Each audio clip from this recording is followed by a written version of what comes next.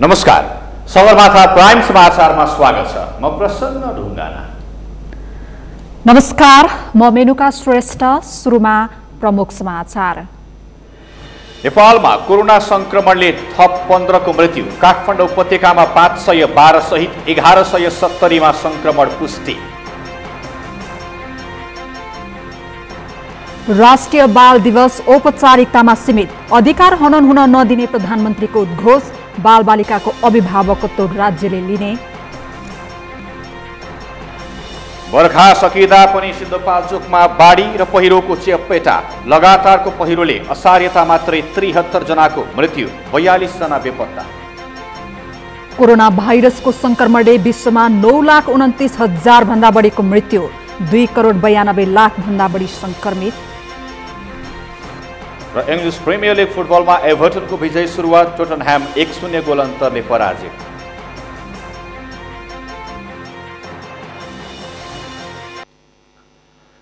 Sagarmatha prime समाचार अब विस्तारमा। नेपालमा कोरोना संक्रमणबाट थप 15 जनाको मृत्यु भएको छ। यो सँगै संक्रमणबाट मृत्यु हुनेको संख्या 360 पुगेको छ। यस्तै थप 1170 जनामा संक्रमण पुष्टि भएको छ। यो सँगै नेपालमा संक्रमितको संख्या 55,329 पुगेको छ। एक रिपोर्ट। नेपालमा कोरोना भाइरस कोभिड-19बाट थप 15 जनाको मृत्यु भएको छ। स्वास्थ्य तथा जनसङ्ख्या मन्त्रालयका अनुसार 5 महिला र 10 जना पुरुषको कोरोनाबाट मृत्यु भएको हो। मन्त्रालयका प्रवक्ता डाक्टर जागेश्वर गौतमका अनुसार काठमाडौँमा 1 महिलासहित 6 जना गरी उपत्यकाभित्र 8 जनाको मृत्यु भएको छ। काठमाडौँमा एकजना 61 वर्षीय महिलाको कोरोनाबाट मृत्यु भएको छ। यस्तै 77, 62, 73, 85 र 70 वर्षीय पुरुषको कोरोनाबाट मृत्यु भएको छ। यस्तै ललितपुरमा 55 र भक्तपुरमा 73 वर्षीय पुरुष तथा रामेछापमा 23, मोरङमा 40 र 70 वर्षीय पुरुषको पनि कोरोनाबाट मृत्यु भएको उनले जानकारी दिए। यस्तै गोर्खामा 63, नवलप्रासीमा 62, पर्सामा 55 र कपिलवस्तुमा 47 वर्षीय महिलाको मृत्यु भएको छ। यो सँगै नेपालमा आजसम्म कोरोनाबाट मृत्यु हुनेको संख्या 360 पुगेको छ। यस्तै देशभरि 1,170 जना कोरोना भाइरसका संक्रमित थपिएका छन्। 10,878 PCR परीक्षण भएकोमा 379 महिला र 771 जना पुरुषमा संक्रमण देखिएको हो। काठमाडौँमा 440, भक्तपुरमा 43 र ललितपुरमा 29 जनामा संक्रमण देखिएको छ। आज देशभरि जम्मा सक्रिय संक्रमितहरूको संख्या 15,393। संस्थागत आइसोलेसनमा रहनुभएका व्यक्तिहरूको संख्या 8,118। गत 24 घण्टामा नयाँ संक्रमितको संख्या 1,170 रहेको छ। कोभिड-19बाट संक्रमण मुक्त भई गत 24 घण्टामा डिस्चार्ज हुनुहुनेहरूको संख्या जम्मा 879 छ। आजसम्म डिस्चार्ज हुनुहुनेको संख्या 39,576 छ। हाल देशभरि सक्रिय संक्रमितको संख्या 15,393 रहेको छ। संस्थागत आइसोलेसनमा प्रदेश नम्बर 1 मा 337, प्रदेश नम्बर 2 मा 933, बागमती प्रदेशमा 4,100 र गण्डकी प्रदेशमा 814 जना रहेका छन्। यस्तै प्रदेश नम्बर 5 मा 1,252, कर्णाली प्रदेशमा 278 र सुदूरपश्चिम प्रदेशमा 404 जना गरी देशभरि संस्थागत आइसोलेसनमा 8,181 जना संक्रमित रहेका छन्। यस्तै होम आइसोलेसनमा प्रदेश नम्बर 1 मा 1,117, प्रदेश नम्बर 2 मा 1,054, बागमती प्रदेशमा 3,807 र गण्डकी प्रदेशमा 182 जना रहेका छन्। यसैगरी प्रदेश नम्बर 5 मा 778, कर्णाली प्रदेशमा 94 र सुदूरपश्चिम प्रदेशमा 243 गरी देशभरि 7,275 जना संक्रमित होम आइसोलेसनमा रहेका छन्। आज आइसियुमा देशभरि 179 र भेन्टिलेटरमा 29 जना संक्रमित उपचाररत रहेका छन्। आज 879 जना संक्रमित मुक्त भएर डिस्चार्ज भएका छन्। यो सँगै निको हुनेको संख्या 39,576 पुगेको छ। प्रतिनिधि सभाको शिक्षा तथा स्वास्थ्य समिति अन्तर्गत गठित कोभिड-19 को सम्बन्धमा सरकारले गरेका काम कारबाहीको अनुगमन गर्न गठित उपसमितिले प्रभावकारी रूपमा कोरोना संक्रमणको उपचारमा लाग्न वीर अस्पताललाई सुझाव दिएको छ। आज काठमाडौँको वीर अस्पतालको अनुगमन गर्दै उपसमितिले मुलुकै जेठो र ठूलो अस्पतालमा आम जनताको अपेक्षा रहेको भन्दै जनअपेक्षा अनुरूप नै कोरोना संक्रमणको उपचारमा लाग्न वीर अस्पताललाई सुझाव दिएको हो। सरकारले केही समय अघि वीर अस्पताललाई कोरोना उपचारका लागि डेडिकेटेड अस्पतालका रूपमा छुट्याएको थियो। वीरको अन्य सेवा भने ट्रमा सेन्टरबाट भइरहेको छ। अनुगमनका क्रममा उपसमितिले अस्पतालका केही व्यवस्थापकीय कमजोरी औल्याएको थियो भने अस्पतालका पदाधिकारीहरूले विविध कारणले अस्पताल सञ्चालनमा कठिनाई भएको बताएका थिए। उपसमिति संयोजक एवं सांसद जीवनराम श्रेष्ठले अनुगमनका क्रममा देखिएका समस्या समाधानका लागि सरकार समक्ष पुर्याउने बताउनुभयो। कोरोना उपचारका लागि स्वास्थ्यकर्मीको भूमिका अपरिहार्य हुने भएकाले अस्पतालमा देखिएको तलबको समस्या समाधानका लागि पहल गर्ने उहाँले आश्वासन दिनुभयो। किन एकदमै चुनौतीपूर्ण काम छ। त्यही यो कोभिडसँग लड्नको लागि हरेक मान्छेहरू उत्साहित नबनाइकन त्यो सम्भव पनि हुँदैन। स्वास्थ्यकर्मी नभइकन योसँग लड्नै सकिँदैन। त्यसो भएको हुनाले यहाँहरूको तलबको लागि पनि समस्या भइरहेका कुराहरू होइन। अब जुन खालको एउटा चाहिँ नि स्वास्थ्यकर्मीहरूलाई सुरक्षित बनाउने कुराहरूमा पनि कतिपय बजेटका अभावका कुराहरू, यो धेरै गम्भीर कुराहरू हुन्। यसमा हाम्रो चाहिँ एकदम ध्यान गएको छ। अनुगमनका क्रममा अस्पतालका निर्देशक डाक्टर केदार सेन्चुरीले कोरोनापछि सेवाहरू बन्द नहुँदा पनि बिरामीहरू आउने क्रम घटेकाले त्यसको प्रत्यक्ष असर आय स्रोतमा परेको बताउनुभयो। उहाँले आम्दानी घटेकाले अस्पतालको सेवा सञ्चालनमा कठिनाई भएको र न्याम्स अन्तर्गतका कर्मचारीलाई तलब भत्ता खुवाउन पनि नसकिएको जानकारी दिनुभयो। नियमित रूपमा सञ्चालन गरिरहेका छौँ र लकडाउन भइसकेपछि र यो चाहिँ महामारी नेपालमा आइसकेपछि हाम्रो बिरामीको सङ्ख्या सट्टै घट्यो, जसले गर्दाखेरि हामीले नियमित सेवा सुरुदेखि नै कहिले पनि हाम्रो ओपिडी सेवा इमर्जेन्सी सेवा बन्द भएन, सञ्चालन गर्दै आयौँ र तर के समय बिरामीको सङ्ख्या घट्यो। उहाँले अस्पतालमा दरबन्दी नपुगेकाले पनि काम गर्न र गराउन अप्ठ्यारो भएको बताउनुभयो। उहाँका अनुसार कोरोना अघि दैनिक 11 देखि 12 लाख आम्दानी हुनेमा अहिले मुस्किलले दैनिक 2 लाख रुपैयाँ मात्रै आम्दानी हुने गरेको छ। प्रधानमन्त्री केपी शर्मा ओलीले शिक्षामा प्रविधिको प्रयोग गरी बालबालिकालाई पढाइप्रतिको रुचि बढाउन पर्नेमा जोड दिनु भएको छ। राष्ट्रिय बाल दिवसका अवसरमा महिला, बालबालिका तथा ज्येष्ठ नागरिक मन्त्रालयले आज गरेको भर्चुअल कार्यक्रममा प्रधानमन्त्री ओलीले बालबालिकाको रुचि, क्षमता र छनौटका विषयमा अभिभावकले ध्यान दिन पर्ने बताउँदै बालबालिकालाई कुनै पनि किसिमको विभेदको शिकार बनाउन नहुने धारणा राख्नुभयो। कुनै पनि देशबीच वा समुदाय बीचको विवादका कारण बालबालिकाको शान्तिसँग बस्न पाउने अधिकार खलबलिन नहुने उहाँले बताउनुभयो। प्रधानमन्त्री ओलीले केन्द्रदेखि 7 प्रदेश र 753वटै स्थानीय तहका सरकारमा बालबालिका सम्बन्धी काम गर्ने संरचना अभिभावकको रूपमा रहने बताउनुभयो। 75 जिल्ला हुँदाखेरि नै संरचनाहरू बनेका थिए, कामहरू भएका थिए र त्यसलाई अहिले 77 जिल्ला हुँदा 77 जिल्लामा पनि हामीले यसलाई विस्तार गरेका छौँ। असुरक्षित ढङ्गले शरणार्थी भएर देशका सीमाहरू पार गरेर जानुपर्ने पक्षहरू अथवा भाग्न पर्ने पक्षहरू, अनजानैमा बेकसुर जिन्दगी गुमाउनु पर्ने, अपाङ्ग हुनुपर्ने जस्ता पक्षहरू, त्यस्ता पक्षहरू आगामी दिनमा बालबालिकाले भोग्नु नपरोस्, एउटा सुखमय जिन्दगी बाल्यकालदेखि नै भोग्न पाउन्, यसको प्रबन्ध सरकारले मिलाउँछ। कार्यक्रममा बालबालिका मन्त्री पार्वत गुरुङले जोखिममा परेका बालबालिकाको अभिभावकका रूपमा राज्य रहेको बताउँदै प्रधानमन्त्रीको माग निर्देशन अनुसार तिनीहरूसँग सम्बन्धित कार्ययोजना बनाइने जानकारी दिनुभयो। विपदमा बाल अधिकारको सुनिश्चितता हामी सबैको प्रतिबद्धता भन्ने नाराका साथ यस वर्षको राष्ट्रिय बाल दिवस आज मनाइएको हो। नेपालले संयुक्त राष्ट्रसङ्घको बाल अधिकार सम्बन्धी महासन्धि 1989 अनुमोदन गरेको दिनका अवसरमा यो दिवस मनाउन थालिएको हो। उक्त महासन्धि अनुमोदन भएको 30 वर्ष पुगेको छ। आज राष्ट्रिय बाल दिवस। विपदमा बाल अधिकारको सुनिश्चितता हामी सबैको प्रतिबद्धता भन्ने नाराका साथ यस वर्षको राष्ट्रिय बाल दिवस 2077 भर्चुअल रूपमा मनाउने भने पनि त्यो प्रभावकारी भएन। 6 महिनादेखि विद्यालयको कक्षा कोठामा देखिनुपर्ने बालबालिकाहरू घर गाउँका खेतबारी, टोलका चोरतिर अथवा असम्बन्धित ठाउँमा बढी सीमित भए। 76 लाख भन्दा बढी बालबालिकाहरू यति बेला कोरोनाका कारण पठन पाठनको अधिकारबाट वञ्चित भएका छन्। सन्तोष बिके थापाको रिपोर्ट। 2021 भाद्र 4 गते मनाउन सुरु गरिए पनि 2063 सालपछि हरेक वर्ष सेप्टेम्बर 14लाई राष्ट्रिय बाल दिवसका रूपमा मनाउँदै आइएको छ। यो वर्ष विपदमा बाल अधिकारको सुनिश्चितता हामी सबैको प्रतिबद्धता भन्ने नाराका साथ देशैभर भर्चुअल रूपमा बाल दिवस मनाउन शिक्षा मन्त्रालयले परिपत्र गरेको थियो। हरेक वर्ष दिवसका अवसरमा सरकारले एउटा न एउटा नारा तय गरेको हुन्छ, तथापि नारालाई सार्थकता दिनेतिर ध्यान पुर्याइँदैन, न त विगतका दिवसको समीक्षा नै हुन्छ। यो वर्ष सरकारले विपदमा बालबालिकाको अधिकार सुनिश्चितता हामी सबैको प्रतिबद्धता भनेको छ, तर यही वर्ष कोरोनाका कारण 76 लाख बालबालिका पठन पाठनको अधिकारबाट वञ्चित भएका छन्। सहरी तथा केही बजारी क्षेत्रमा भर्चुअल पठन पाठन भए पनि दूरदराजका बालबालिका भर्चुअल पठन पाठनमा समेत अटाएका छैनन्। बालबालिकाको हक अधिकार सुनिश्चित गर्न, उनीहरूको पठन पाठनको अधिकारलाई सुनिश्चित गर्न, उनीहरूको सुरक्षा गर्नका लागि सम्भव भएसम्मका उपायहरू अपनाइएको छ।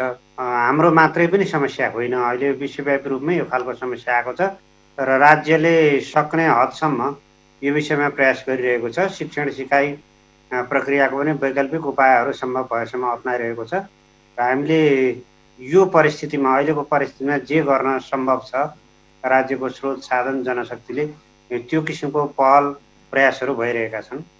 बालबालिका पठन पाठनमा मात्र वञ्चित भएका छैनन्, अभिभावकहरू कामविहीन हुँदा आय स्रोत घट्नगई उनीहरूको लालन पालनमा समस्या भएको छ। उचित खानपिनको व्यवस्था हुन नसक्दा कैयौँ बालबालिकाहरू कुपोषणको शिकार भएका छन्। यो बीचमा कोरोनाको डर, भय र चिन्ताका कारण बालबालिकाको मनोविज्ञानमा समेत असर परेको छ। एक तथ्याङ्क अनुसार चैत यता 319 जना बालबालिकाले आत्महत्या गरेका छन्। कोरोनादेखि लिएर अन्य प्राकृतिक र मानवीय विपदहरूबाट चाहिँ कसरी बालबालिकाहरूलाई चाहिँ प्राथमिकतामा राख्ने भन्ने सोच र कार्यान्वयन, त्यो चाहिँ नीति र कार्यक्रम दुईटैमै चाहिँ हामीले सङ्घीय सरकार मात्रै नभनौँ, सङ्घीय प्रदेश र स्थानीय सरकारहरू, तिनै तहका सरकारहरूबाट त्यो खालको नीति कार्यक्रम र बजेटको त्यो खालको पर्याप्त व्यवस्थापन चाहिँ गर्नु आवश्यक छ। त्यसमा भनेको अब हामीले सकारात्मक सन्देश दिने, बालबालिकाहरूलाई घरबाटै अभिभावकहरूले कसरी आत्मबल बढाउने त्यसतिर चाहिँ हामी बढी केन्द्रित हुनुपर्छ जस्तो मलाई लाग्छ। टिस्पर नेपालले गरेको एक सर्वेक्षण अनुसार नेपालमा 95% बालबालिका इन्टरनेटको पहुँच बाहिर छन्।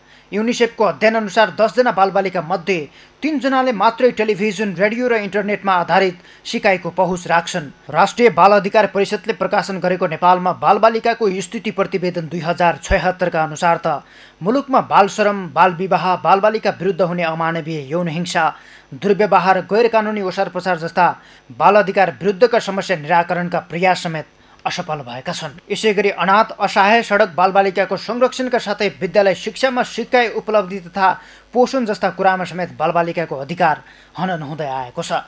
हरेक वर्ष नाराले औपचारिकता दिइने बाल दिवसले बालबालिकामा के नयाँपन ल्यायो, उनीहरूको अधिकारको सुनिश्चितता कति भयो, त्यसको समीक्षा गर्नुपर्ने निकाय हिँड्दैछ, बाटो मेट्दैछको अवस्थामा छन्।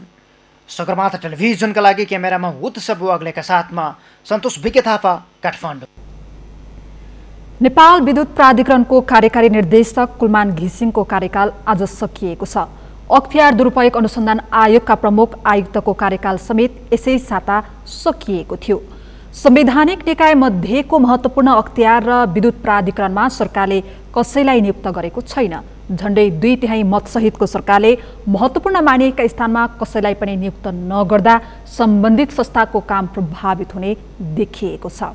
अमृतराज काफ्लेको रिपोर्ट। नेपाल विद्युत प्राधिकरणको नेतृत्वमा रहेका कुलमान घिसिङको कार्यकाल सकिँदासम्म सरकारले न उनै घिसिङलाई नेतृत्व दिने निर्णय गर्यो, न नियुक्तिको प्रक्रिया नै अर्को सुरु गर्यो। त्यसबाहेक संवैधानिक निकायहरूमा महत्त्वपूर्ण मानिने अख्तियार दुरुपयोग अनुसन्धान आयोगका प्रमुख आयुक्त नवीन घिमिरेको कार्यकाल समेत यसै साता सकियो। तर अख्तियारको प्रमुख आयुक्त समेत सरकारले नियुक्त गर्न चासो देखाएको छैन। त्यसबाहेक राष्ट्रिय सभामा रिक्त रहेको सदस्य पदमा समेत सरकारले कसैलाई सिफारिस नगरी 7 महिना बितिसकेको छ। अर्थमन्त्री समेत रहेका डाक्टर युवराज खतिवडाको राष्ट्रिय सभा सदस्यको कार्यकाल 6 महिना अघि सकिएको भए पनि सरकारको चासो राष्ट्रिय सभा सदस्य नियुक्ति गर्नेतर्फ देखिएन। उनै खतिवडा सदस्य विहीन भएर 6 महिना मन्त्री समेत बने, तर राष्ट्रिय सभामा सदस्य नियुक्त गर्न पार्टी बाधक बनेपछि उनको मन्त्रीको कार्यकाल समेत 1 साता अघि सकिएको थियो। जाँदा जाँदै निवर्तमान मन्त्री खतिवडाले पदमा नरहेर पनि सरकारलाई साथ दिने बताएका थिए। जिम्मेवारी मैले प्राप्त गरेको त्यसलाई मैले इमान्दारीपूर्वक मसँग भएको ज्ञान र अनुभवलाई निष्ठापूर्वक निर्वाह गरेको छु भन्ने मलाई लाग्छ र भोलिका दिनमा पनि सरकार बाहिर पनि मैले त्यसलाई निर्वाह गर्छु। मान्छेको निष्ठा, अनुशासन भन्ने कुरा चाहिँ जीवन पर्यन्तको कुरा हो। पदमा रहँदा र नरहँदाको भन्ने विषय होइन। अहिले अर्थ मन्त्रालयको नेतृत्व प्रधानमन्त्री केपी शर्मा ओली आफैले राखेर राज्यमन्त्री नियुक्त गर्ने र उनै कतिवटालाई प्रधानमन्त्रीको सल्लाहकारको पद दिएर छाया अर्थमन्त्री बनाउने चर्चा समेत सुनिन्छ। अहिले शहर विकास, सञ्चार र अर्थ मन्त्रालय नेतृत्वविहीन छन्। तर सरकारको चासो भने मन्त्री नियुक्त गर्ने विषयमा परेको देखिएको छैन। त्यसबाहेक विभिन्न संवैधानिक निकायहरूसहित विश्वविद्यालयहरू समेत नेतृत्वविहीन अवस्थामा छन्। सरकारले त्यसमा पनि ध्यान दिन सकेको छैन। कुनै पनि संस्था नेतृत्वविहीन हुँदा त्यसको काम प्रभावहीन हुने भन्दै सरकारको आलोचना भइरहेको भए पनि सरकार भने पार्टीको आन्तरिक विवादमा अल्मलिएको छ। संवैधानिक आयोगहरूमा नियुक्तिको सिफारिस गर्ने संवैधानिक परिषदको बैठक बोलाउन समेत सरकारको प्राथमिकता परेको छैन, जसका कारण सरकारको प्राथमिकता के हो भन्ने विषयमा बहस सुरु भएको छ। सगरमाथा टेलिभिजनका लागि क्यामरामा सुरेन्द्र राउतका साथमा अमृतराज काफले, काठमाडौँ। सर्वोच्च अदालतले जग्गाको किता काट फुकुवाको निर्णय तत्काल कार्यान्वयन नगर्न अल्पकालीन अन्तरिम आदेश जारी गरेको छ। न्यायाधीश सुषमालता माथेमाको एकल इजलासले जग्गा किता काटको निर्णय कार्यान्वयन नगर्न भन्दै असोज 8 गते दुवै पक्षलाई छलफलमा बोलाइएको सहप्रवक्ता देवेन्द्र ढकालले जानकारी दिनुभयो। सरकारले जग्गाको किता काट फुकुवा गरेपछि अधिवक्ता सन्तोष भण्डारीले भूमि व्यवस्था तथा गरिबी निवारण मन्त्रालयलाई विपक्षी बनाई सो निर्णय रोक्न माग गर्दै रिट दायर गरेका थिए। 2074 साउन 26 गते भूमि व्यवस्था मन्त्रालयको मन्त्री स्तरको निर्णयले प्लटिङ गर्न स्वीकृति लिने र अंशबण्डा गर्नेको हकमा बाहेक जग्गा किता काटमा रोक लगाएको थियो। त्यस यता रोकिएको किता काट फुकुवा गर्ने निर्णय भएको थियो।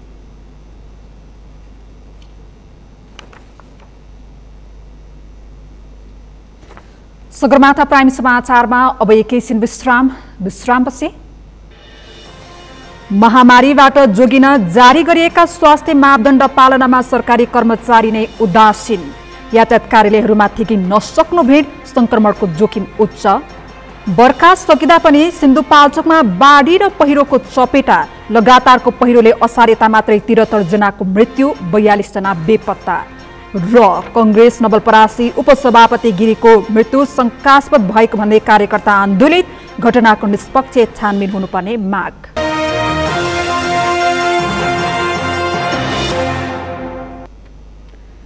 विश्रामपछि सगरमाथा प्राइम समाचारमा स्वागत छ। अब बाँकी समाचार।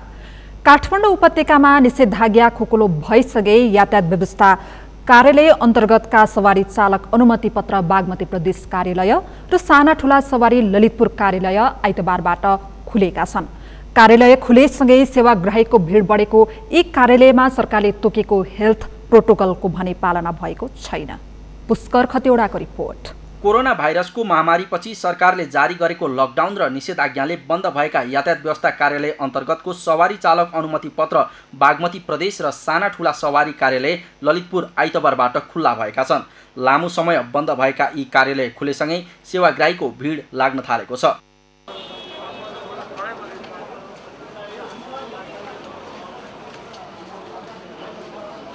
कार्यालयमा सेवाग्राहीको भिड बढे पनि सरकारले कार्यालय कर्मचारी र सेवाग्राहीलाई पालना गर्न तोकेको हेल्थ प्रोटोकलको भने पालना भएको छैन।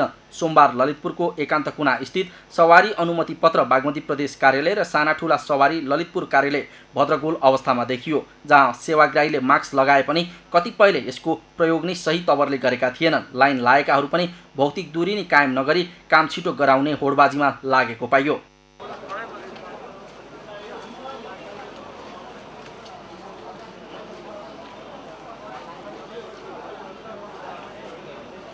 सरकारले तोकेको स्वास्थ्य सुरक्षा सम्बन्धी मापदण्ड न त कर्मचारीले पालना गरेका छन् न त सेवाग्राहीले नै। जोखिम न्यूनीकरणका लागि तयार पारिएका न्यूनतम मापदण्ड सरकारी कर्मचारीबाटै पालना नभएकोमा सेवाग्राही आक्रोशित बनेका थिए।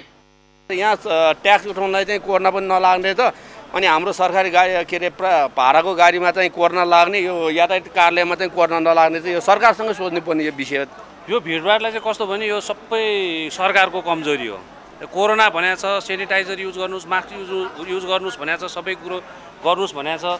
तर आफ्नै यो सरकारी आफ्नो कार्यालयमा चाहिँ तपाईँले यहाँ देखिरहनु भएको छ भिडभाड, यो कन्ट्रोल खोइ। सरकारले लगाएको लकडाउनमा जरिमाना छुट पनि तिर्नु परेको, चालु वर्षमा नै अघिल्लो वर्षको समेत कर तिराएको कतिपय सेवाग्राहीले गुनासो गरे। लकडाउन अवधिभरि तिर्नुपर्ने जरिमाना छुट गर्ने साउको साउ तिर्ने भनेर प्रचारमा आएको थियो, तर अहिले त्यसलाई पनि 20% जोडिने रहेछ, छुट भएको देखिएन।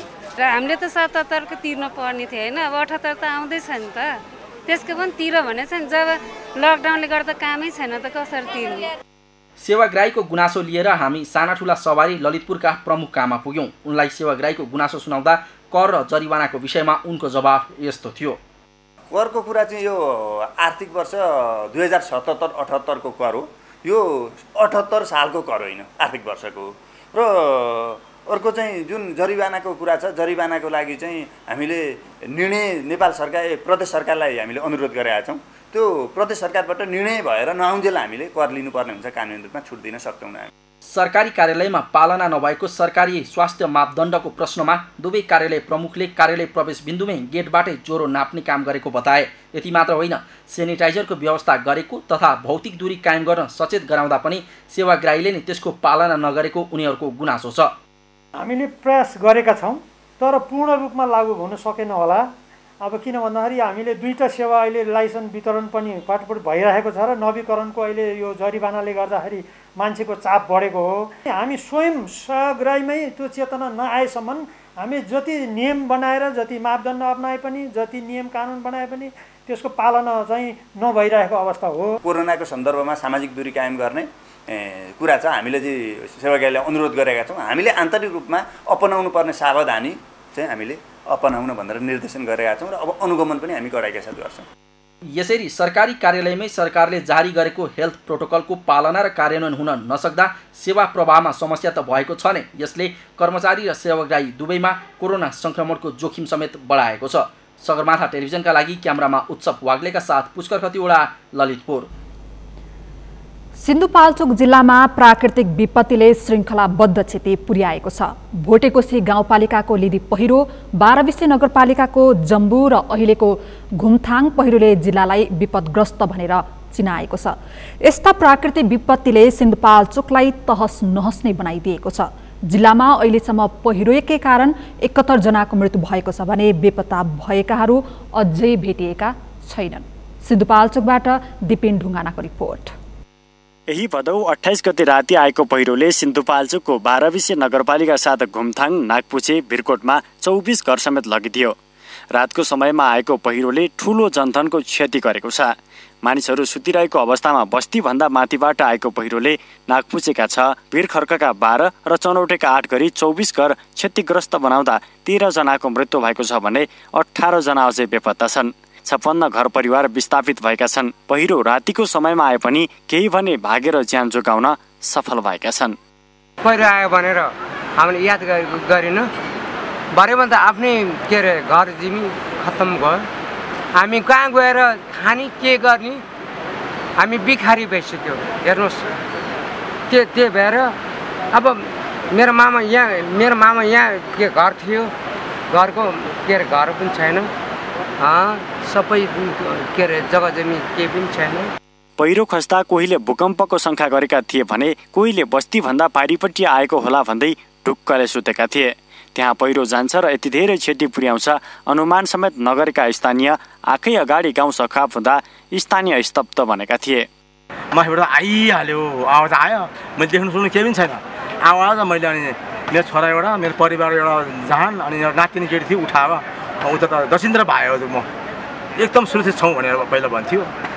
मेरो भाउजू परिवार, नातिनीहरू, यहाँ अब भतिजोहरू थुप्रै मान्छे मऱ्यो। म चाहिँ सफल भयो, भगवानको कृपाले मलाई बचाउनु। पहिरो गएपछि बस्तीसँगै अन्य स्रोत समेत पहिरोले लगेपछि बाँचेकाहरूलाई समेत समस्या भइरहेको छ। पानीको मुहानदेखि धारासम्म पहिरोले क्षतविच्छेद बनाएपछि जीवन जोगिएकाहरू खानेपानीका लागि पनि अरूको भर पर्नुपर्ने बाध्यता आएको छ। विस्थापित परिवारलाई तत्कालका लागि बारीमा त्रिपाल हालेर स्थानान्तरणको प्रयास भइरहेको छ। यो जुन विस्थापितलाई तत्कालै अहिले राख्नलाई अब जोखिम सबै ठाउँ जोखिम छ, तत्कालै राख्नको लागि चाहिँ यहाँ अलिक पर बारी हेरेको छ, त्यहाँ चाहिँ हामीले अहिले भर्खरै अब नगरपालिकाबाट 20-40 स्थान टेन दिने भनेर चाहिँ लिनु गइरहेको छ। पहिरो पीडितका लागि नगरपालिकाले पनि टेन्ट तथा त्रिपाल र खाद्यान्न उपलब्ध गराएको छ। हराइरहेकाहरूको उद्धार र टेन्ट फिटिङमा नेपाली सेना, नेपाल प्रहरी र सशस्त्र प्रहरीसँगै स्थानीय पनि जुटिरहेका छन्। व्यवस्थापनमा 12 विषय नगरपालिका पनि लागिरहेको छ। हाम्रो ध्यान चाहिँ यहाँको अहिलेको विस्थापितहरूलाई चाहिँ कसरी व्यवस्थापन गर्ने, अस्थायी रूपमा व्यवस्थापन गर्नको लागि हामीले ठाउँहरू खोजिरहेको थियौँ। म भर्खर त्यही गएर आएको त्यो ठाउँमा तलबाट हाम्रो 12 नगरपालिकाबाट टेन्टहरू के अरे अहिलेको अति आवश्यक बन्दोबस्तको सामग्रीहरू चाहिँ आउँदैछ। हामीले भरेदेखि चाहिँ उहाँहरूलाई सुरक्षित स्थानमा व्यवस्थापन गर्ने तयारी गरिरहेका छौँ। नेपाली समाजको एउटा चर्चित भनाइ छ, तसा बाजा बजाएर आउँदैन। पहिरो कहिले र कहाँ जान्छ भन्ने कुराको पनि पूर्व अनुमान हुन सक्दैन। भू बनावटका आधारमा केही सतर्क हुन सके त्यसले क्षति न्यूनीकरण भने हुन सक्छ। त्यसैले जिल्लामा अहिले आएको श्रृङ्खलाबद्ध विपत्तिलाई अवसरको रूपमा उपयोग गर्दै एकीकृत नमुना बस्तीको रूपमा विकास गर्दै विस्थापितहरूलाई सुरक्षित स्थानान्तरण गर्न सके बाढी पहिरो सहितका प्राकृतिक विपत्तिबाट हुने क्षति कम गर्न सकिने थियो। सगरमाथा टेलिभिजनका लागि डिपिन ढुङ्गाना, सिन्धुपाल्चोक। सुभाष चन्द्र गिरी मृत्यु प्रकरणमा निष्पक्ष छानबिनको माग राख्दै पश्चिम नवलपरासीमा आन्दोलन सुरु भएको छ। सबै राजनैतिक दल र सङ्घ संस्थाहरूले आन्दोलनका लागि सर्वदलीय संयन्त्र समेत गठन गरेका छन्।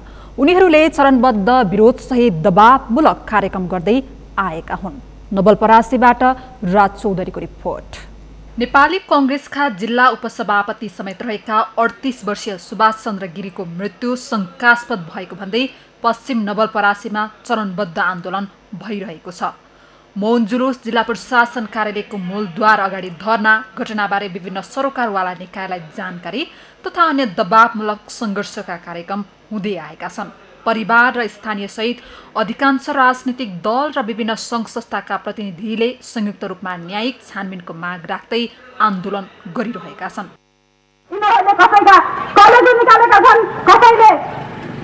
अपरेसनको नाममा यिनीहरूले कसैको मुटु निकालेका छन्, कसैको आँखा निकालेका छन् र भन्छन् यो त एउटा अपरेसन मात्र हो, यो हामीले गर्न खोजेको अपरेसन हो, सक्सेस भएन। यसको विरुद्ध आवाज उठाउने कसले? आज तपाईँहरूले हामीले उठाएको आवाज हाम्रो लागि पनि हो, हाम्रो छोराछोरीको लागि पनि हो। यो नसोच्नुहोस् स्वर्गीय गिरीले पाएको न्याय उहाँको लागि मात्र हुने छैन, तपाईँहरूको लागि पनि हुनेछ। र तपाईँहरूको जानकारीको लागि मुलुकी अपराध संहिता 2074 को तथा 231 मा लेखिएको छ साथीहरू। परासीका व्यवसायी समेत रहेका गिरीको भैरवा स्थित युनिभर्सल कलेज अफ मेडिकल साइन्सेसमा पित्त थैलीको अपरेसन गरिएको थियो। अपरेसनपछि कोरोना देखिएको भन्दै काठमाडौँ पठाइएका गिरीको भदौ 1 गते पाटन अस्पतालमा मृत्यु भएको थियो।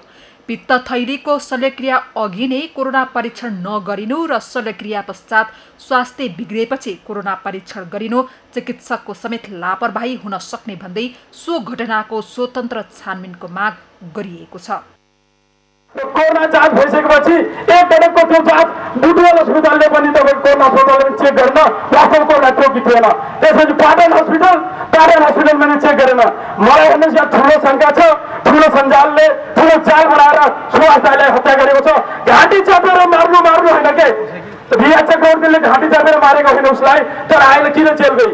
यहाँ एटेम्प्ट मर्डर केस लाग्नुपर्छ, त्यस्ता डाक्टरहरूमा र त्यो डाक्टरहरूलाई कारवाही हुनुपर्छ, त्यसको लाइसेन्स खारेज दिनुपर्छ, लाइसेन्स खारेज गराएर उसलाई जेल बनाउनुपर्छ। नेपाल कम्युनिस्ट पार्टी नेकपा, नेपाली कांग्रेस, राष्ट्रिय जनता पार्टी, समाजवादी पार्टी, राष्ट्रिय प्रजातन्त्र पार्टी तथा स्वतन्त्र राजनीतिक समूहका नेता, कार्यकर्ता र नागरिक समाजका प्रतिनिधिहरू घटनाको न्यायिक छानबिनका लागि दबावमूलक आन्दोलनमा छन्। सरोकारवालाहरूले घटनाको छानबिन गरेर दोषीलाई कारवाही नगरे सशक्त आन्दोलन गर्ने चेतावनी दिएका छन्। एक राजनीतिक दल रूपन्देही के राजनीतिक दलों से आग्रह करे, रूपन्देही कपिल वस्तु के राजनीतिक दल से आग्रह किया जाए और रूपन्देही नवलपरासी कपिल वस्तु ये 3 जिला के आंदोलन एक उठा के ऊंचाई पर ले जाके और यहाँ के जोन संचालक यहाँ जोन मेडिकल माफिया जोने के अभी तक असर नहीं पड़ता। भैरवा स्थित युनिभर्सल मेडिकल कलेजमा गत साउन 22 गते पित्त थैलीको शल्यक्रिया गरिएका गिरीको अपरेसनपछि आएको गम्भीर समस्या ढाकछोपका लागि कोरोना परीक्षण गरिएको परिवार र सरोकारवालाको आशंका छ। उनीहरूले PCR रिपोर्ट पनि फरक आएको भन्दै अस्पतालले आफ्नो लापरवाही ढाकछोपका लागि कोरोना परीक्षणको सहारा लिएको हुन सक्ने बताइरहेका छन्। त्यसैले उनीहरू न्यायिक छानबिनको माग गरिरहेका छन्। सगरमाथा टेलिभिजनका लागि नवलपरासीबाट राज चौधरीको रिपोर्ट। प्रदेश नम्बर 2 का मुख्यमन्त्री लालबाबु राउतले सार्वजनिक जग्गा किन्ने र बेच्ने दुवैजनालाई कारबाही गर्ने बताउनु भएको छ। ऐलाने पर्ती जग्गा व्यक्तिको नाममा आएको विरुद्धमा स्थानीयले गरेको विरोधलाई सम्बोधन गर्दै मुख्यमन्त्री राउतले राष्ट्रिय वनको जग्गा खरिद बिक्री गर्नेलाई जुनसुकै हालतमा नछोड्ने दावी गर्नुभयो। सुकुम्बासी आयोगका सदस्य देवकुमार मोक्तानले 2058 सालमै वन बुट्यान हुँदाहुँदै पनि किता नम्बर 200, 203, 206, 687, 680, 684 सहितको धेरै जग्गा आफ्ना नजिकका नातेदारको नाममा राखी बिक्री गरेको भन्दै स्थानीय सङ्घर्षमा छन्। त्यसरी नामसारी गरेको अधिकांश जग्गा सिराहाको चौरवा स्थित मारुति सिमेन्ट उद्योगका सञ्चालक मनोज गोयल र अनुज राठीको नाममा नामसारी भएका छन्। सोही जग्गा पुनः सार्वजनिक जग्गामै परिणत गराउनका लागि विगत 2 हप्तादेखि त्यस भेगका स्थानीयहरू आन्दोलनमा छन्। सङ्घर्ष समितिलाई आज सम्बोधन गर्दै मुख्यमन्त्री राउतले सार्वजनिक जग्गा खरिद बिक्री गर्ने मात्र दोषी नभई उक्त जग्गा व्यक्तिको नाममा गर्न पदमा बसेर पदीय दुरुपयोग गर्नेलाई समेत कारबाहीको दायरामा ल्याउनु पर्ने बताउनु भएको छ। यसअघि सङ्घर्ष समितिकै दबावमा किता नम्बर 420 को 2 बिघा 9 कट्ठा 13 धुर सार्वजनिक जग्गा व्यक्तिको नाममा भएको जग्गा राष्ट्रिय वनको नाममा फिर्ता भएको थियो। वर्षा र सहकालका देवता रातो मच्छिन्द्रनाथलाई ललितपुरको बुङमती लगिएको छ। सोमबार 8 जना पुजारीले रातो मच्छिन्द्रनाथको मूर्तिलाई खटमा राखेर बुङमती लगेका हुन्। चारैतिर नाका बन्द गरेर प्रहरीले सुरक्षा दिएपछि अगाडि पछाडि विभिन्न थरीका बाजा सहित लगिएको थियो। कोरोना महामारीका कारण यस वर्ष नरिवल खसाल्ने जाउला खेलमा पुर्याएर भोटो देखाउन र रथ तानेर पाटनका विभिन्न ठाउँमा पुर्याउने परम्परा भने रोकिएको छ। रातो मच्छिन्द्रनाथलाई बुङमती पुर्याइएको 4 दिनमा विशेष पूजाआजा गरी जात्रा पर्व समाप्त गरिने तय भएको छ। वैशाख शुक्ल पक्षको शुभ साइतमा निकाल्न पर्ने रथ यात्रा यस वर्ष कोभिड-19 महामारीका कारण रोकिएको थियो। लामो समय रथ तान्ने विषयमा केही निर्णय हुन नसकेपछि भदौ 18 गते स्थानीय केही युवाहरूले प्रशासनको अनुमति बिना रथ तानेका थिए। सोही क्रममा प्रहरी र युवाबीच झडप भएको थियो। युवाहरूले रथ राखिएको ठाउँबाट तानेर केही पर पुर्याएका थिए। त्यसपछि स्थानीय ज्यापु समाजले क्षमा पूजा गरी रथ तानेर 16 खुट्टे पाटीसम्म पुर्याएका थिए। बाँके प्रहरीले 10 किलो अफिम सहित 2 जनालाई नियन्त्रणमा लिएको छ। जिल्ला प्रहरी कार्यालय बाँकेले आज दाङदेखि बाँके जिल्ला ल्याउँदै गर्ने क्रममा 2 जनालाई नियन्त्रणमा लिएको जानकारी दिएको हो। उनीहरूको झोला खानतलासी गर्दा 10 किलो लागु औषध अफिम बरामद गरिएको प्रहरीले जनाएको छ। उनीहरूलाई लागु औषध अफिम सहित बाँके जिल्लाको राप्ती सोनारी गाउँपालिका 1 कुसुमबाट पक्राउ गरिएको प्रहरीले जनाएको छ। प्रहरीका अनुसार कुसुम बजारमा विशेष सूचनाका आधारमा नियन्त्रणमा लिएको आज पत्रकार सम्मेलन गरी प्रहरीले जनाएको छ।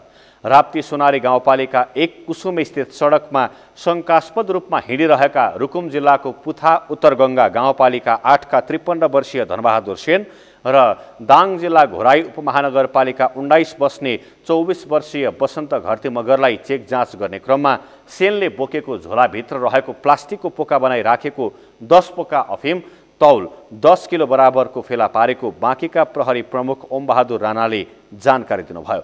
उनीहरूलाई लागु औषध नियन्त्रण ऐन 2033 को दफा 14(6) को उपदफा 3 बमोजिम 15 वर्षदेखि जन्म कैद र 5 लाखदेखि 25 लाख रुपैयाँसम्म जरिवाना हुन सक्ने प्रहरीले जानकारी दिएको छ। गजेन्द्र नारायण सिंह अस्पताल राजविराजमा नियमित डायलासिस गराउँदै आएका 6 जना सहित सप्तरीमा आज थप 16 जनामा कोरोना संक्रमण पुष्टि भएको छ। अस्पतालका निमित्त मेडिकल सुपरिन्टेन्डेन्ट डाक्टर रञ्जित झाले दिएको जानकारी अनुसार संक्रमित हुनेहरूमा अस्पतालको इमर्जेन्सी विभागमा कार्यरत एक डाक्टर र सर्जरी विभागमा कार्यरत एक स्वास्थ्यकर्मी समेत रहेका छन्। त्यस्तै एक प्रहरी र करदाता सेवा केन्द्रका एक कर्मचारीमा पनि कोरोना संक्रमण पुष्टि भएको छ। संक्रमित हुने अन्यमा तिलाठी कोइलाडी गाउँपालिकाका 3, राजपिराज नगरपालिका, सुरुङ्गा नगरपालिकाका 2 तथा खडक नगरपालिका, महादेवा गाउँपालिका र विष्णुपुर गाउँपालिकाका 1 जना गरी कुल 16 जनामा संक्रमण पुष्टि भएको जिल्ला स्वास्थ्य कार्यालय सप्तरीले जानकारी दिएको छ। संक्रमित डाक्टर र स्वास्थ्यकर्मीलाई होम आइसोलेसन र अन्य बाँकी संक्रमितलाई साई कृष्ण मेडिकल कलेज स्थित आइसोलेसन सेन्टरमा राखी उपचार गरिने गजेन्द्र नारायण सिंह अस्पतालका मेडिकल सुपरिन्टेन्डेन्ट डाक्टर झाले जानकारी दिनुभयो। सप्तरीमा यो समेत संक्रमितको कुल संख्या 1034 पुगेको छ। तीमध्ये 8 जनाको मृत्यु भएको छ भने 736 जना निको भई डिस्चार्ज भएर घर फर्किसकेको जिल्ला स्वास्थ्य कार्यालय सप्तरीले जनाएको छ। कोरोना संक्रमितको उपचार स्थानीय स्तरमै गर्ने उद्देश्यले उदयपुरको चौदण्डी गढी नगरपालिका 6 धारेमा कोभिड अस्पताल निर्माण सुरु भएको छ। कोरोना भाइरसको संक्रमण दिन प्रतिदिन बढ्दै गएको र मृत्युदर समेत थपिन थालेपछि उदयपुरका स्थानीय तहहरूको संयुक्त पहलमा कोरोना अस्पताल निर्माण हुन थालेको हो। उदयपुरका 8 स्थानीय तहहरूको संयुक्त लगानीमा चौदण्डी गढी नगरपालिका 6 धारेमा कोरोना अस्पताल निर्माण सुरु भएको हो। अस्पतालमा निर्माणका लागि प्रति नगरपालिका 15 लाख र प्रति गाउँपालिका 10 लाखका दरले रकम सङ्कलन गरिएको छ भने स्विस सरकारको समेत सहयोग रहेको छ। उदयपुर सहित छिमेकी जिल्लाका संक्रमितहरूलाई उपचार गराउने गरी आइसियु र भेन्टिलेटर सुविधासहित कोभिड अस्पताल निर्माण हुन लागेको हो। उदयपुरका 4 नगरपालिकाहरू कटारी, त्रियुगा, चौदण्डी गढी र बेलखाले 15-15 लाख गरी 60 लाख उठेको छ भने रौतामाई, उदयपुर गढी, ताप्ली र चिम्चुङ गाउँपालिकाले 10 लाखका दरले 40 लाख उठाएको छ। गाउँपालिका र नगरपालिकाबाट सङ्कलित 1 करोड बजेटमा स्विस सरकारले 1.5 करोड सहयोग गरेको छ। कुल 2 करोड 50 लाख लागतमा अस्पताल निर्माण हुने बताइएको छ। स्टिल फ्रेम स्ट्रक्चर अनुसार निर्माण सुरु गरिएको अस्पतालमा 14वटा कोठा हुने छन् जहाँ 40 शैय्या रहने बताइएको छ। 2 करोड 68 लाख 18,213 रुपैयाँमा निर्माण व्यवसायी धुलीखेल सुसन आदित्य रेग्मी कन्स्ट्रक्सन जेबीले 2077 साल भदौ 15 गते सम्झौता गरी 2077 कार्तिक 17 गते सक्ने गरी कामको जिम्मा लिएको छ। अहिलेसम्म 50% निर्माणको काम सम्पन्न भएको निर्माण गरेको निर्माण कम्पनीले निर्धारित समयमै काम सक्ने गरी पर्याप्त कामदार परिचालन गरेको जनाएको छ। निर्माण व्यवसायीले तोकिएकै मितिमा काम सम्पन्न गर्न आफूहरूले हदैसम्मको प्रयास गरिरहेको भए पनि केही दिन यताको वर्षाका कारण केही समस्या भएको छ। एकदम यो समयमै हस्तान्तरण गर्ने गरी काम गरी सामाजिक दूरी अपनाएर काम गरिरहेका छौँ। यो चाहिँ हाम्रो अहिले 2 करोड 68 लाख 18,000मा ठेक्का लागेको। यसको हामीले सक्नुपर्ने म्याद भनेको 2077 साल 7 महिना 14 गते हामी यो हस्तान्तरण गर्ने हाम्रो सोच छ। सकेसम्म धेरै मिस्त्री लगाएर भए पनि मिस्त्री लेबर लगाएर भए पनि हामी तोकिएको समयमा नगरपालिकालाई हस्तान्तरण गर्ने योजना छ। स्थानीय स्तरमै कोरोना संक्रमितको उपचार गर्ने उद्देश्यले आधुनिक तरिकाबाट निर्माण सुरु गरिएको अस्पतालमा भेन्टिलेटर र आइसियु सहितका उपकरणहरू जडान हुनेछन्। अस्पतालमा ट्रिटमेन्ट प्लान्ट सहितको पानी प्रशोधन केन्द्र, छुट्टै ओपिडी र डाक्टर रुमको समेत व्यवस्था गर्ने गरी निर्माण सुरु गरिएको चौदण्डी गढी नगरपालिकाले जनाएको छ। यसको लगभग तपाईँको कार्तिक 14 सकिने यसको एउटा मिति छ। यो सकिए पछाडि चाहिँ यसको फर्दर अरू प्लानहरू योजनाहरू बनाएर चाहिँ हामी यसलाई चाहिँ अलिकति अन्य अस्पताल पनि हुने गरी विकास गर्ने भनेको छौँ। जस्तै हामीले यो 2टा कोठा चाहिँ यो अहिले बन्दै गरेको 8वटा कोठामध्ये 10वटा कोठामध्ये 2टा कोठालाई चाहिँ पछि चाहिँ एउटा भेन्टिलेटर सहितको होइन आइसियु पनि बनाउने भन्ने हाम्रो एउटा सोच छ। यो चाहिँ अत्यन्तै आधुनिक छ। यो चाहिँ toilet bathroom attach toilet bathroom भएको र यो स्विस सरकारको पनि एउटा आफ्नो सोच चाहिँ यसमा लगाउनु भएकोले यो चाहिँ लगभग टोइलेट बाथरुमभित्र पनि भएको पानीलाई पनि पिउन सकिने जस्तो एउटा त्यति शुद्धिकरण भएको एउटा चाहिँ कोभिड अस्पताल नै यो निर्माण गरेको। विगत केही महिना यता उदयपुरका 8वटै स्थानीय तहले संयुक्त रूपमा निर्माणाधीन अस्पताल भवन नजिकै अस्थायी कोभिड अस्पताल सञ्चालन गर्दै आएका छन्। लक्षण बिनाका संक्रमितहरू उपचार गराउँदै आएको अस्थायी अस्पतालमा एक पटकमा 25 जनाको उपचार गर्न सकिने क्षमता छ।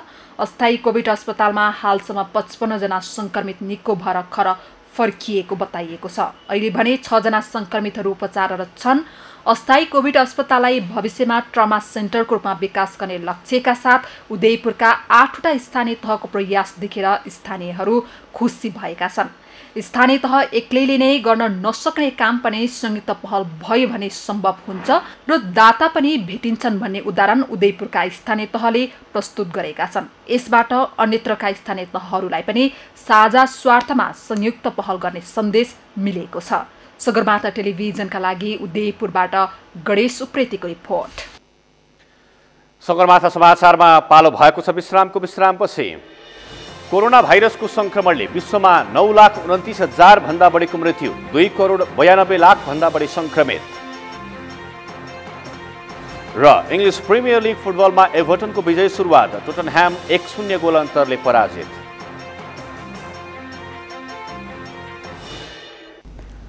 अब पालो अर्थ समाचारको। अर्थ समाचारका प्रायोजक हो आफ्नो विश्वास हो त्रिशक्ति सिमेन्ट। कोरोनाको कहरबाट लामो दूरीमा सार्वजनिक यातायात सञ्चालन गर्ने यातायात व्यवसायीहरू घर न घाटको हुने अवस्थामा पुगेका छन्। पाल्पाबाट किरण कौशलको रिपोर्ट। देशभरिका यातायात व्यवसायका सवारी साधन ग्यारेजमा थन्किएको 6 महिना पुरा भएको छ। ब्याङ्कबाट ऋण लिएर बस सञ्चालन गरेका अधिकांश व्यवसायीहरू दिनहुँ ब्याङ्कबाट हुने ब्याज र किस्ताको ताकेताले हैरान भएका छन्। कोरोनाको कहर हट्ला अनि अवस्थामा सुधार होला भन्दा भन्दै 6 महिना बितिसकेको छ। यति हुँदा समेत सार्वजनिक बस सञ्चालन कहिले होला भन्ने टुङ्गो अझै भएको छैन। त्यसले व्यवसायहरू व्यवसाय नचलेको भन्दा पनि ब्याङ्कको किस्ता र ब्याजको चिन्तामा छन्। व्यवसायीहरूको व्यवसाय बन्द भएको 6 महिना बितेको छ, तर ऋणको किस्ता तथा ब्याज भुक्तानीको समय ब्याङ्कले पछाडि सार्नुपर्ने भए पनि त्यस्तो हुन सकेको छैन। त्यसैले लकडाउन र निषेधाज्ञा तथा सार्वजनिक सवारी निकाल्न नपाएको अवधिको किस्ता तिर्न नसकिने भन्दै व्यवसायीले सरकारको ध्यान आकर्षण गराइरहेका छन्। सरकारले स्पष्ट निर्णय गरेको छैन अनि नियम स्पष्ट पारिदिएको छैन, तर ब्याङ्कलाई ब्याज घटाउनेदेखि किस्ता बुझाउने अवधि सार्नका लागि आग्रह भने गरिसकेको छ। त्यसैले ब्याङ्कहरूले सरकारको आग्रह मान्न सकेका छैनन् र ऋणको ब्याज र किस्ताका लागि ताकेता गरिरहेका छन्। तर ब्याङ्कको यो ताकेताले व्यवसायलाई भने पीडा दिने गरेको छ। काल राज्यले न्यून ब्याज दरमा यो मर्मत समग्रलाई भनेर केही पैसा चाहिँ राहत दिनुभयो ब्याङ्क मार्फत, अनि छुट्याउनु पर्यो र यसको लागि के हो भने एकदम पुनर्कजाको आवश्यक छ हामीलाई। राष्ट्र ब्याङ्कले जारी गरेको भन्दा पनि ब्याङ्कले हामीलाई चाहिँ सम्बोधन नगरे जस्तो देखिएको छ। राष्ट्र ब्याङ्कले दिने भन्ने र राज्यले दिने भन्ने, ब्याङ्कले चाहिँ व्यवहारमा लागू नगरेको जस्तो भइरहेको छ। दिनदिनै फोन गरेर टचर दिइरहेको छ हामीलाई। सरकारले कोरोना संक्रमणमा ध्यान दिँदै असोज 1 गतेदेखि मात्र लामो दूरीका सवारी साधन चलाउन सकिने सङ्केत गरेको छ, तर आजसम्म औपचारिक निर्णय गरिसकेको छैन। व्यवसाय धरापमा मात्रै होइन, लाखौँका सवारी साधन ग्यारेजमा राख्दा मर्मत बिना चलाउनै नमिल्ने अवस्थामा छन्। सवारी साधनको इन्जिनदेखि टायर र अन्य पार्ट पूर्जा, ब्याट्री, मोबिल लगायतका सामग्री पुनः मर्मत नगरेसम्म सडकमा गुड्ने अवस्थामा छैनन्। त्यसका लागि नै व्यवसायलाई ठुलो बजेट आवश्यक भएको छ। त्यो पैसा व्यवसायसँग नभएको अवस्था छ। थन्किएका सवारी साधन मर्मतका लागि न्यूनतम 2 लाख खर्च आउने अवस्था छ। त्यसैले व्यवसायीहरू सरकारसँग बिना ब्याजको ऋण उपलब्ध गराउन माग गरिरहेका छन्। यसको लागि हाम्रो राष्ट्रिय महासङ्घले पटक पटक नेपाल सरकारसँग व्यवसायहरूलाई परेको पीर मर्काको बारेमा अवगत गराएकै छ र विभिन्न आश्वासनहरू नेपाल सरकारबाट पाइसकेको अवस्थामा पनि तर कार्यान्वयन कुनै पनि भएको छैन। कति हाम्रा व्यवसाय साथीहरूले भन्दै थिए अब ब्याङ्कले चाहिँ घर घरै खेत गोड्न गएको खेतमै पुग्यो अरे ब्याङ्कमा। आजकल त खेतमा पनि खोज्न गइरहेको छ। ल तपाईँले जसरी पनि त्यो तपाईँको श्रीमतीको घर गहना तपाईँको जमिन राखेर हामी बरु राखिदिन्छौँ पनि भन्न गएको छ।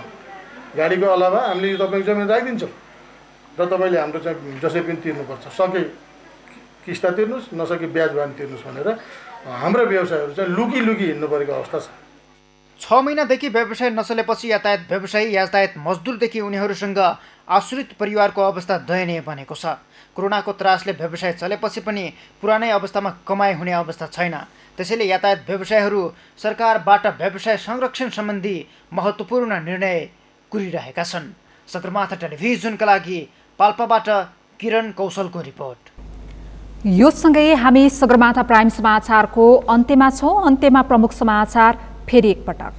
नेपालमा कोरोना संक्रमणले थप 15 को मृत्यु। काठमाडौँ उपत्यकामा 512 सहित 1170 मा संक्रमण पुष्टि। राष्ट्रिय बाल दिवस औपचारिकतामा सीमित, अधिकार हनन हुन नदिने प्रधानमन्त्रीको उद्घोष। बालबालिकाको अभिभावकत्व राज्यले लिने। बर्खा सकिँदा पनि सिन्धुपाल्चोकमा बाढी र पहिरोको चपेटा। लगातारको पहिरोले असारेता मात्रै 73 जनाको मृत्यु, 42 जना बेपत्ता। कोरोना भाइरसको संक्रमणले विश्वमा 9,29,000 भन्दा बढीको मृत्यु, 2,92,00,000 भन्दा बढी संक्रमित। र इंग्लिश प्रिमियर लिग फुटबलमा एभर्टनको विजयी सुरुवात, टोटनह्याम 1-0 गोल अन्तरले पराजित।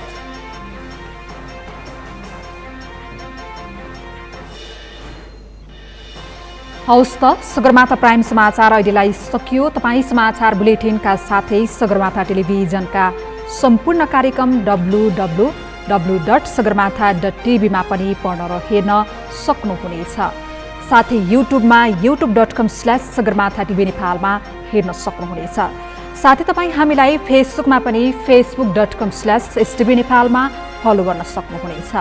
समाचारको शिखर, नेपालको गौरव, नेपालको पहिलो न्युज च्यानल सगरमाथा टेलिभिजन हेर्दै गर्नुहोला। नमस्कार।